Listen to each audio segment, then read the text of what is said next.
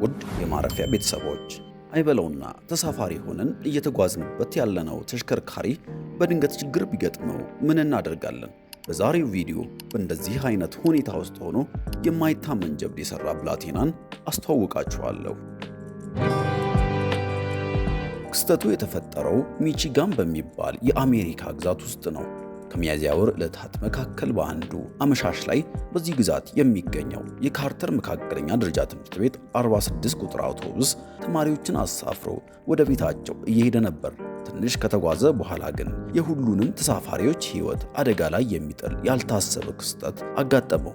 በሁሉም ተማሪዎች ዘንድም መጨነቅና መረበሽ ሆነ። ያ የጭንቅ ሰዓት እዛ አውቶቡስ ውስጥ ለነበሩ ተማሪዎች የማይረሳ ነው።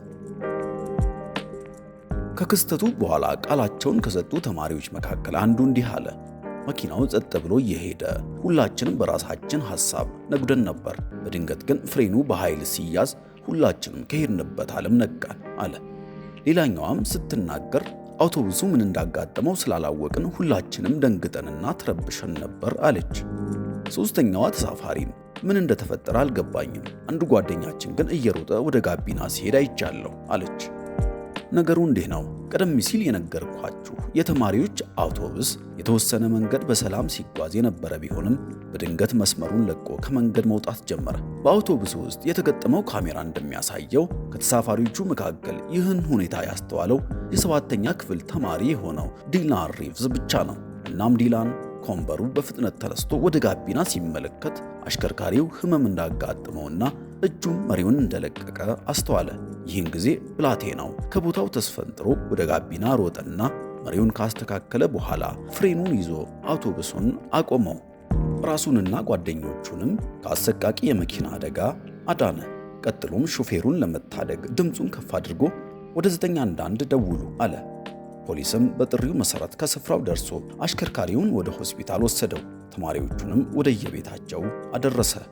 ይህ ዜና ለመላው ዓለም ተዳርሶ የ13 ዓመቱ ብላቴና አድናቆትን ቢያተርፍም ይህ ሁሉ ነገር ሲከሰት ሌሎቹ ተማሪዎች እንዴት አላስተዋሉም የሚለው ጥያቄ ብዙ አነጋገረ።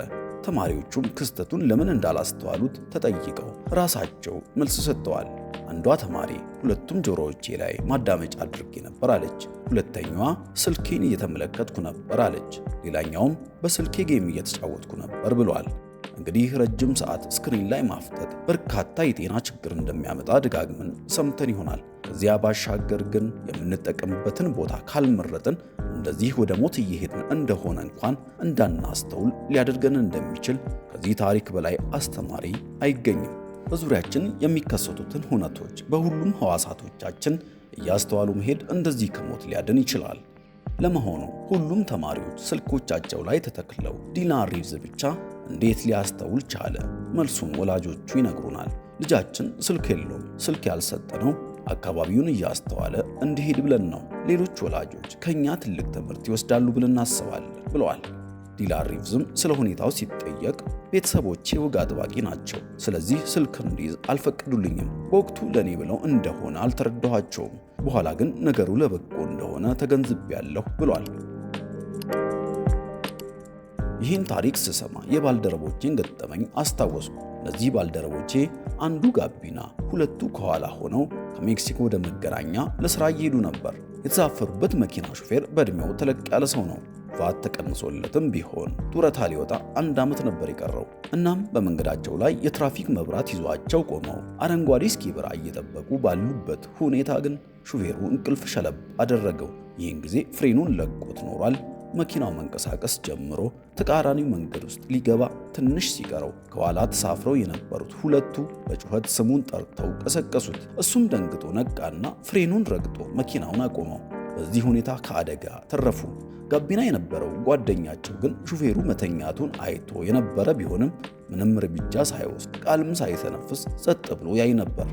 በኋላ ላይ ሹፌሩ እንደተኛ እያየ ለምን ዝም እንዳለ ሲጠየቅ ትልቅ ሰው ስለሆነ ሼም ይዞኝ ነው ብሎ አስቋቸዋል። በእርግጥ አሳቋቸዋል ብል ይሻላል። እናም ያደቆነ ሰይጣን ሳያቅስ አይለቅም እንደሚባለው የአንዳንድ ሰው ቸልተኝነት እየሞተም የማይተው እንደሆነ እንረዳለን። ስለተከታተሉን እናመሰግናለን። እንደዚህ አይነት ቪዲዮዎችን ማቅረባችንን እንድንቀጥል ላይክ እና ሼር እንዲሁም ሰብስክራይብ በማድረግ ድጋፎትን አሳዩን። አስተያየት ካለዎትም በኮመንት ሴክሽን ላይ አስቀምጡልን። ማረፊያ